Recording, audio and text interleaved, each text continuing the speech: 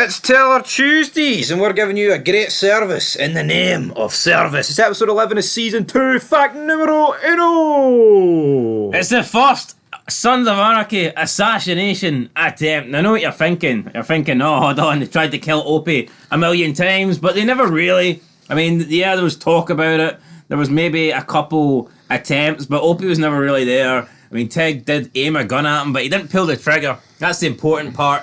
And then when he did think he was killing Opie, he was in fact killing Donna. Penny actually burst in to the clubhouse here, looked at Clay, took a long time to aim his gun at him, then pulled the trigger and missed a bunch of times. So yeah. So say Penny's gun jammed though, would that still not have been an attempt at assassination? Well, they've got me on that one actually. Exactly, but fact 2, Jax rejoins the club. Now, I don't know, I think officially he left the club. I don't know if he's officially went nomad. Like, I know Quinn gave it the okay, but, like, I'm not sure. Surely there's not a vote or something like that. Did the nomads not get together? Like, I know Quinn gives it the okay, but I think when Jax got the decision to leave, Clay then says, okay, you're free to transfer, which didn't make it sound like the transfer was complete. I think the transfer would be complete when Jax has, like, his first chapel with the nomads and he gets the cut.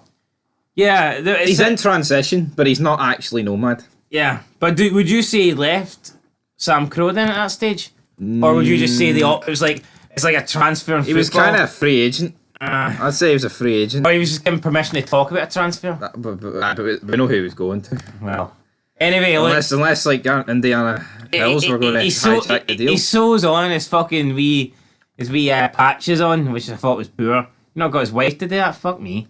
Looked like an absolute jobber there, sewing on his VP patch. He only ripped it off about 10 minutes ago. I know, anyway, it was still fresh. Tell you what, they did a good job. It was still fresh. They did a good job, don't they? Opie discovers the truth. He felt like a prospect though, didn't he? Replace it with ease, brother. Yeah, put this back on the same patch it was on. I'm a goofy wiener. Opie discovers the truth about Donna. Yeah, it took him about 11 episodes. It took him 11 episodes too late to find out what actually happened. And seeing you think about how he handled it in this episode, I don't know, I kind of feel bad for the Mexican mine that he killed at the start of season 2. Yeah, that guy got fucking shot up and shit, and he didn't even do it. I know grief works in a mysterious way here. And everybody that was involved in Donna's death here, as we'll talk about in the review, got away a lot easier than that guy did. Well, that's it. Time's passed, I guess. But if he finds out in episode 1, does he kill Tig, Clay and Stall? Maybe that's a theory fed, I don't know. Maybe he goes in a fucking massacre. We'll find out, guys, later on in the week, so make sure you stay subscribed to the channel and there'll be a lot more Sons content coming to you. But we kick off this episode, we kick off service late at night. Like I said, Jax is sewing his charter patches back onto his cut, and revenge is certain. Tara wonders if another act of violence doesn't contradict the lessons from JT's manuscript, but Jax tells Tara that if Gemma had gotten raped on John's watch, he would have written a whole different book. Yeah, agree with that?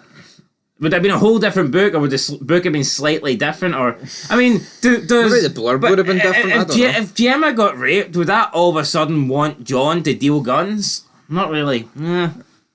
Yeah, I don't know. What was... I mean, honestly, it's a cool line. I'll give it to him. It is a good line, and I'm not saying John wouldn't have wanted revenge, but would John have been like, you know what? Gemma got raped. Give me as many shotguns and AKs as you can get your hands on. I need the Irish. Get the Irish. I know he doesn't mean it this way, but it's almost like the way he says it. It's like, it wouldn't have happened under John's watch, though.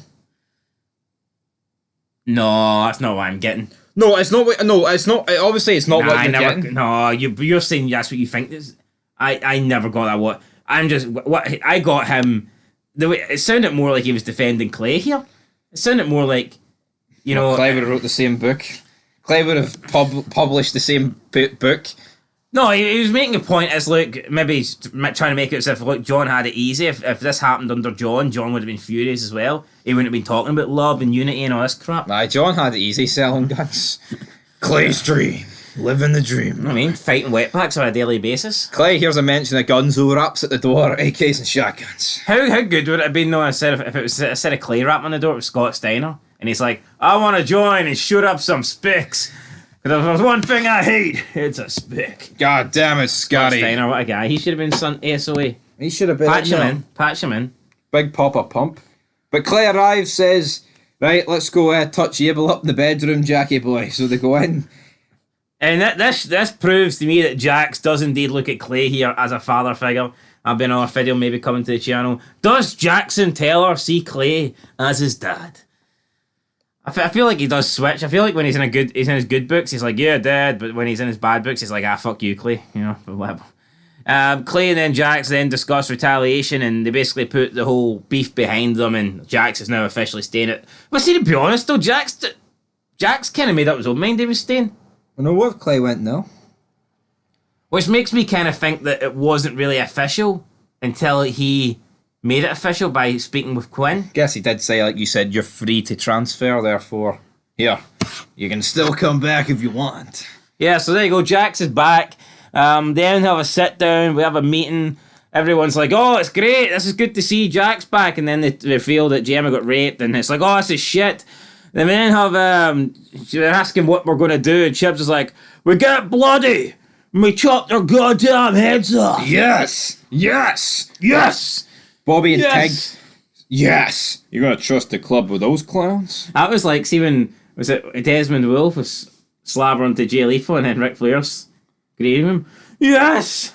Remember that? Yeah. Yes! Yes! That's a Like kind of... Churchill the Duck. Yes! That was the reaction when Chips wanted to chop all the heads off, man. But Jax and Claire are like, no, we gotta do it smart. Is it not funny though how Clay's just totally shifted from guns and shotguns and AKs to we need to do it smart. It's almost Shotguns and AKs. It's almost like the feud. But I've said hearts this. and hugs. It's almost like the feud with Jax literally just blinded both of their judgments, and I'd say more Clay. Yeah. Boils down to that Christian Centre. I mean, Jax is like the police are on the way. We shouldn't really do this. Well, Jax, fuck you. AKs and shotguns. That's why he's here. He didn't say AKs and shotguns, but he didn't, and it's all right. He's safe. He says they need to find different tactics to bring down Sobel. They need to find a weakness, brother. Hold on. See when we did that episode, did AKs and shotguns get my quote of the episode? Did I? Thank fuck for that. I had to get quote of the episode.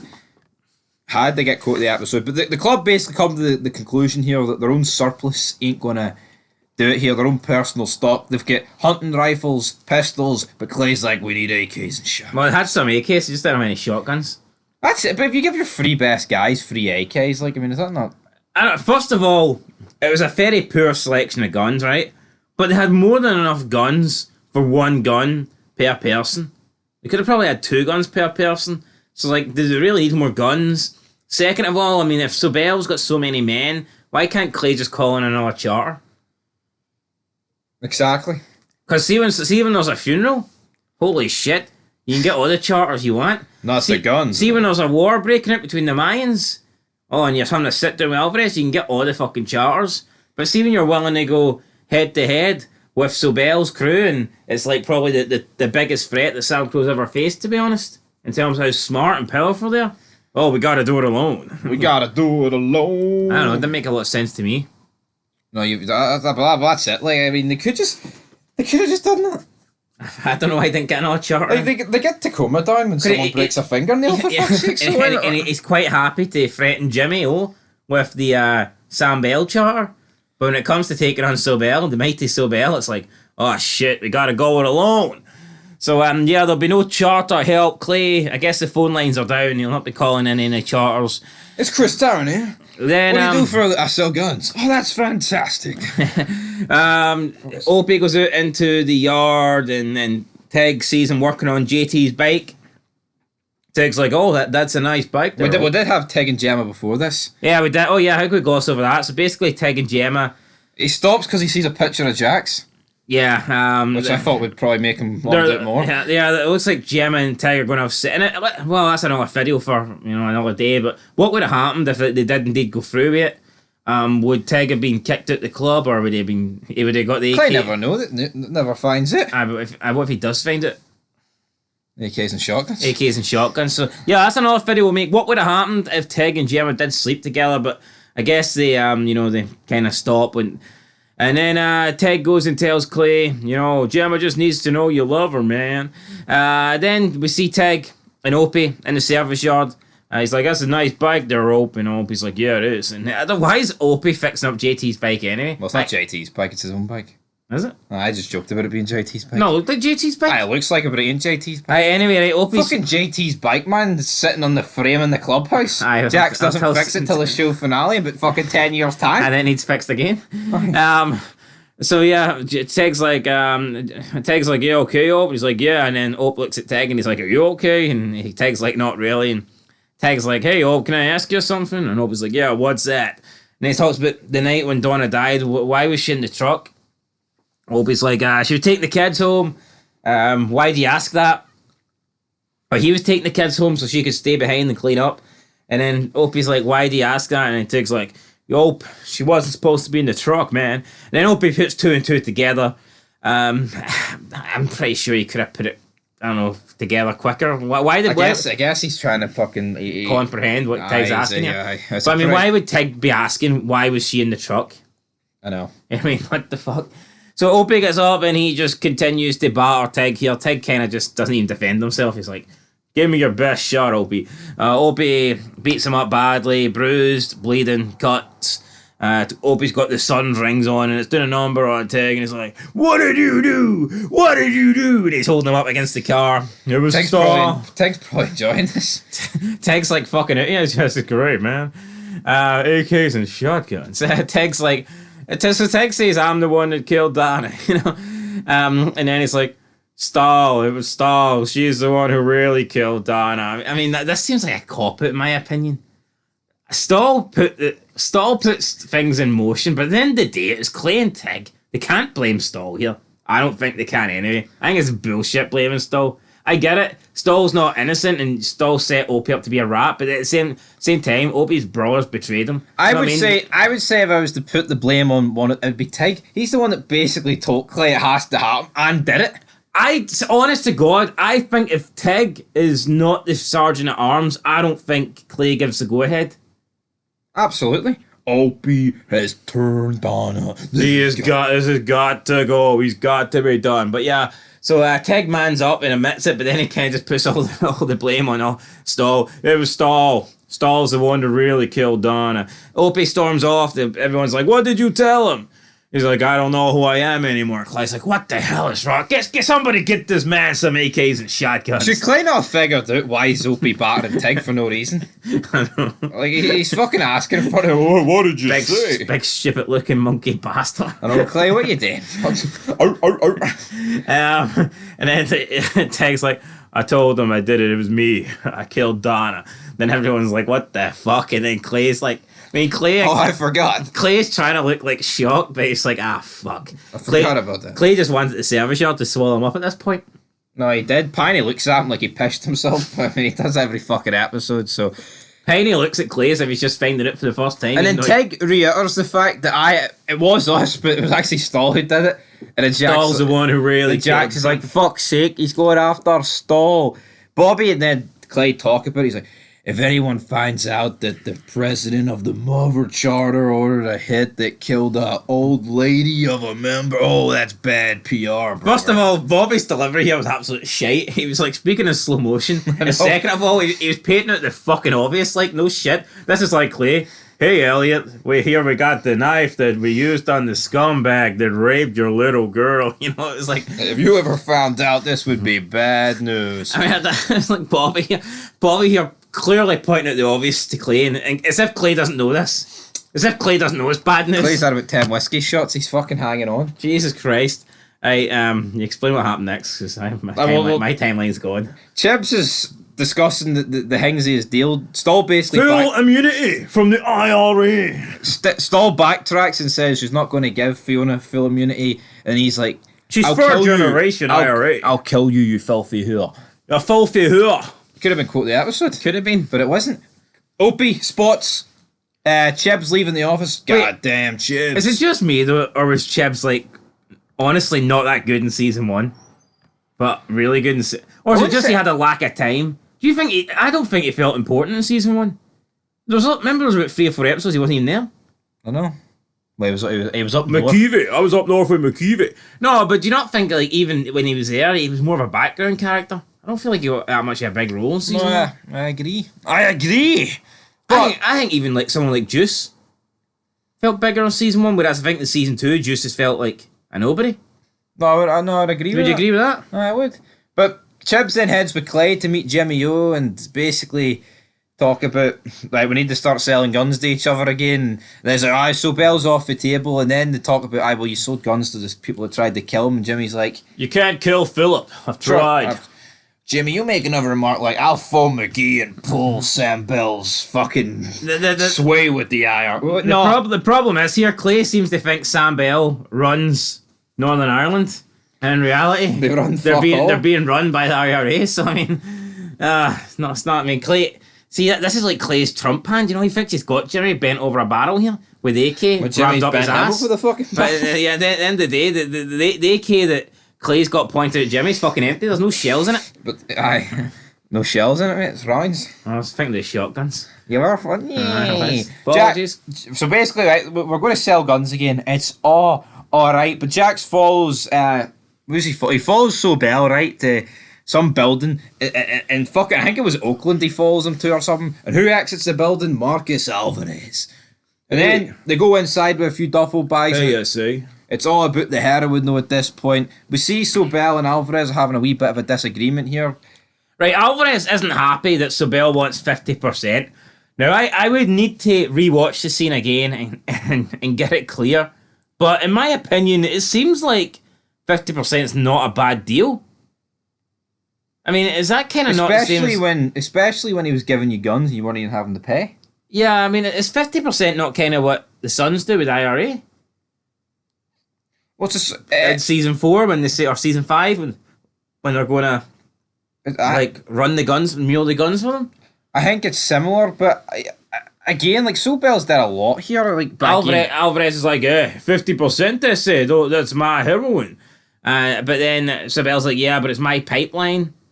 And if I pull it, Alvarez says, what if I say no? And Sobel's basically like, well, if you say no, you go from first place down to third place. You go behind black and yellow. But he points out the fact that the mines, yes, will supply the drugs, but the AP are handling distribution. So if you're doing one or the other, 50-50 I'd say is fair. Yeah, because less risk for Alvarez. Exactly, you're doing half the work, so therefore you're getting half the pay. Yeah. Come on. But plus you're getting muscle, you're getting supplied with guns and stuff like that. So far, Sobel's been a really good ally for the Mayans, and you're making more money because you've got more distribution going. Exactly. So, like I said, you've got a bigger pipeline. So, I mean, I thought 50% was pretty fair. No, I agree with that. Alvarez seems to think it over, and he's like, you're right, dead on. Then he gets his first shipment of money. You're goddamn He'll be back here every 10 days or so. Stoll's watching Cammy Hayes give guns to Weston. Then Opie's like, you know what, actually, no. Opie then confronts Stoll. Cammy Hayes actually tells Weston that the pipeline's dried up. Pipeline's dried up. Pipeline dried up there, brother. Well, we'll get back to you, but laddie, it looks like... Sobel's not going to be very happy about this. Fuck Sobel. So the Irish are back selling guns to the Suns. Ho-ho. But Opie spares Stoll. Thoughts on this? So Opie basically sneaks up and Stoll, points the gun at her. She's like, Opie, you don't need to do this. Opie's like, yeah, Donna was a lovely person, blah, blah, blah. I thought she was a bit of a cunt, to be honest. But annoyed me, but she was a wonderful mother. Kids were a bit shit as well. I don't know. Sorry, Opie, she had to go. And Opie's like, he's threatening Stoll, and he's like, you got her killed and all this. And then he has mercy, and he's like, the outlaw had mercy. You remember that before you try and frame one of us again. So he walks off, and we see Stoll cry for a little bit. I don't know if Stoll was crying out of guilt for having Donna killed, or crying out of the fear that she almost lost her own life. I could see it being one or the other. I mean, I could easily see it being she's just more upset the fact she thought her life flashed between her eyes. That's probably what I'd say. Because she does come across a bit of a heartless bastard, like. Good storytelling though, because foreshadowing as well. Opie returns. Jack says, "What happened?" That's good as New Japan, though. I didn't kill Stoll, brother. And then Jack says, "Yeah, I knew the truth about Don all along." But And Opie's like, how can I share a club? How can I sit there with Tig and Clay? And then Jax kind of defends Clay here. It's like, it's not really Clay's fault. The club made Clay into the person that he is. And then Opie's like, well, let's unmake him. So it looks like Opie is now on Team Jax. He's on Team No guns. No Well, it was AKs. pretty hard to be on Clay's side after he killed your wife. That's Like, true, I like, mean, no, even no match. Then we have a big sit down. Opie's at the table. He's like, "How do you want to handle this?" And Opie's like, trying to come to terms with what's happened. He's like, "I can't believe this club killed my wife." Opie's he's willing to try and move on. He says he wants us to stay within the club, though. He doesn't want other charters and other people outside of the table getting wind of what's happened, because it wouldn't be good. And Clay's like, "Okay, that's okay." Of course, that's going to be okay. That's the perfect scenario for Clay. What do you It's think? off scot-free and no one mentions it ever again. No, but it's like, what did they expect Clay to say here? Nah, I think we should tell everybody. I think we should phone up every single charter individually and let them all know that I'm a murderous bastard who couldn't trust a fellow brother and killed his wife.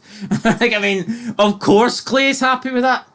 But no, the thing Clay's sitting there thinking, fuck me, I couldn't have asked for anything better. But the thing is, Opie's just Clay didn't even get a punch. I know, but Tig's the one that got barred. Opie's just a member, right? Tig's the sergeant, Clay's the president. What could Opie demand here that, like... Well, hold on. Are you telling me... I think Opie at this stage could pretty much demand anything. He's got the backing of everyone else at the table. So you're telling me if Opie went, well, I want 2 mayhem votes, the club would have went, oh, that's alright. That's a rare fucking laugh. Alright, maybe not that far, like you We said fucking anything. Well, what was strip their patch? Or is that too far? Or no, Opie, Alright, your special cake. anything within reason. So, what could they give Opie? I don't know. Could Opie have demanded money? See that 5-year stretch it did? You fucking gave me hee-haw. Coulda? Oh, that's alright. Why didn't he? I don't know. He could have. I just think.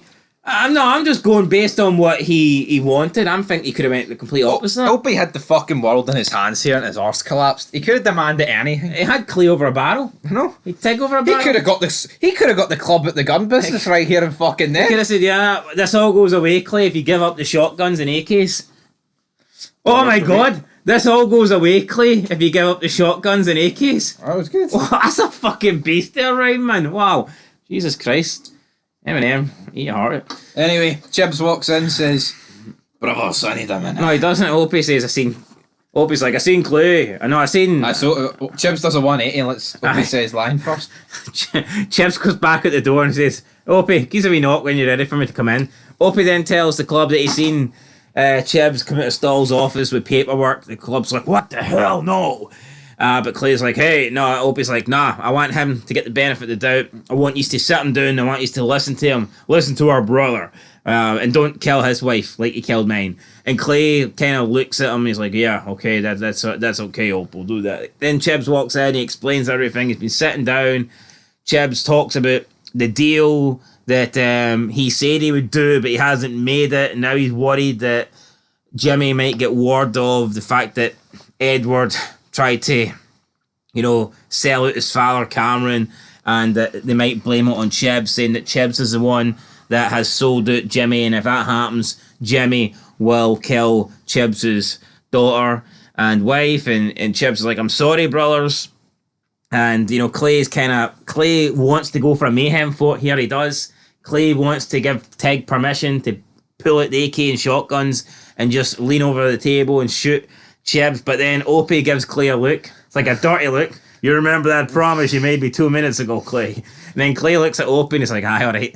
And he goes to Chibbs, "Well, you didn't make the deal. You're no rat." See, to be fair to Chibbs, though, he made this deal when they were on really shit terms with the IRA. I know, but still, it's not really he can't do that. I mean, but how many times in this show do the club agree? I don't know, they didn't agree here, but how many times do they agree to make a deal with the police in order to shaft someone? Happens a few times. Yeah, but that's like a fucking club decision. More or less every time that's to the Irish. That's for a some club reason. decision. Yeah, no, but although by the later seasons, Jax just does what he wants. But I mean, there is a difference between the club making a club decision to cooperate with the feds and Chibbs going out on his own here. But it's alright, right? Because the club forgives Chibbs. Tig puts away his fucking piece and Clay's like, "Yeah." Just don't get as long as Chibbs doesn't give Fiona $20 to go and buy washing up liquid, she'll be fine. "She'll be fine, brother. Ferry up liquid." But then Piney busts through the room. "Ferry up liquid. No, I need to eat like pish forever." He whips out his gun. Clay ducks. 2 bullets. Tig jumps on top of Clay to protect them. Funny that 'cause they didn't protect him earlier in the season, but this time he jumps. I guess Tig's got his mojo back. You know, he's revealed the truth. Now it's the old Tig. It's the old Tigger. The old Tiggy. And then Clay gets up. He's like, damn. He wants to batter. I'd like to see this scene. I know. Piney against Clay, even though we kind of see it later on. But anyway, Opie asks for the room. And then we Give me the room. We then get a time skip. Opie walks out while Clay's like sipping on whiskey. Weird scene. Like, just fucking down it. It's a shot, mate. It was a very delicate sip. His lips, his big monkey. Like, ooh. I guess he's stressed out, man. He's enjoying it. Like, fucking shaking with anxiety. But he basically says it would be understandable if you wanted Piney to go away. But how about you give him a break since, you know... You killed my wife. You killed my wife. I'm going to use that every time. You know, that's the gun you use to kill my wife. You raped your little girl, bro. But anyway, brother... Clay then tells Piney, gives him the finger wag. Piney walks out with his tail between his fucking legs, his oxygen tank between his legs. Tell me how you want to handle this, brother. And Clay's like, hey, old man, don't you ever come into this clubhouse without your cut again. Won't happen again, brother. And yeah, that was it. And then I believe we have... This is when Tig tells Clay, Gemma's got to know you love her, man. Yeah, but then, I love her. And then I believe Gemma and Tig have sex and... No, Clay. Alright, okay, Clay. Funny if Tig said that and fucked off and did that. Then the episode ends with obviously Clay and Gemma having sex for the first time. I think since she was raped, and that is it. That is how the episode ends. So there you go. Looks like it's a club back in the bend. At least there's no more secrets. Well, not that we know of. I mean, I'm sure there'll be new secrets in season 3. But for right now, I think everything's out in the open. Everything's out in the open. We're ready to take the fight to the League of American Nationalists. Opie gets MVP. Very good. Yeah, Opie deserves it. Big Op. Another big performance. It was. Oh, yes. And quote of the episode was... we get bloody. We'll cut their goddamn heads off. That's the one. Chebs gets it 2 in a row. Chebs. We're gonna get bloody! We'll cut their goddamn heads off! What a man, what a legend. Episode rating, I'm gonna give it an 8. I'll give it an 8 as well. 8 out of 10. I think Suds does a very... I said this at the end of the last episode, but you, for some reason, weren't in the last minute and a half. I feel like there's very few shows that can just get away with, like, just dialogue-heavy episodes, and Suns does it. Yeah, but look at the characters Suns have got. That's what I'm saying, yeah. I mean, the characters are fucking great. So it's like, even if there's like non-action episodes, it's like the dialogue is so good that it warrants high ratings still. I mean, every character, you know what I mean? It's like every character delivers brilliant lines. It's not, you don't get that in every other show. That's like, the walking... we're walking through the woods. There's no excuse. See, if you're walking through the woods, you can still have good fucking scenes. That's why it's like season 2, it's alright. That's because a lot of the dialogue's pretty good. Especially with Shane. Shane O'Mac. But, here comes the money. Here comes the gunnies. See, you'll notice the reason The Walking Dead I think gets really shit from like I did like season 3. There was a lot of action, but there was a lot of good dialogue and good characters as well. But see, after that, The Walking Dead basically just relies on action scenes and zombies. That's it. See characters and funny quotes and good dialogue. It all goes out the window. Goddamn right. So we're giving it an 8 out of 10. Sons is the best, man. We've got 2 episodes to go, so there's only one more. Tomorrow Mondays until Tuesdays for this season. Yes, but like, what do you find? What do you find better? Like, say you're having a good sit down with 2 members of the club and they're talking back and forth and it's serious, and or do you prefer that, or do you prefer just like a random shoot? This. I mean, it's fucking lame. Like, my favourite scenes are probably when they're sitting around the table. Aye, the floats. I think that's the best one. Discussing shit. Yep. Like, for me, like, the float in season 4 about getting into the drug cartel business, that float seems better than, like, any of the actual scenes where they're actually... The whole episode is built around a fucking float. Yeah, but, like, I think that's better than actual, like, action scenes, you know, where they're out fighting the cartel out in the desert or whatever it is. Yeah. To me, the actual float scene's better than that. Absolutely, prospect. If you're like 10 years old, I can understand all you care about is the shooting and guns. It's like fucking Rocky Balboa. I mean, the fight scene's alright, but it's the Rocky training. The burning heart. I mean, just about to burst. 2 more episodes to go. What would you say the average rating for the episodes are this season? I'd say it must be like an 8.5. Near enough. Hover about an 8.25. I think Sons, right? I'll be honest. I don't think Sons produces that many 10s. But at the same time, I can't think of any time. It would be extremely rare that they produce something that's below a 7. Yes. Precisely. So, it's always like, I think they're always good or great. I'll be honest, I don't really recall there being many 10s, but... Well, maybe we'll get a few 10s, but this one was an 8. Next time out is called... What's the next episode called? Showdown between SAMCRO and the League of Nations. I think it's called, like, Falx Celebra or something. Aye, that's it. Then episode 13's, like, Tra La Da Bida. Fuck me, they like their Irish titles, don't they? I don't know if they're Irish. Anyway, guys, that is it. Till then, though, Jackie Boy, Chibs, signing out. Woo!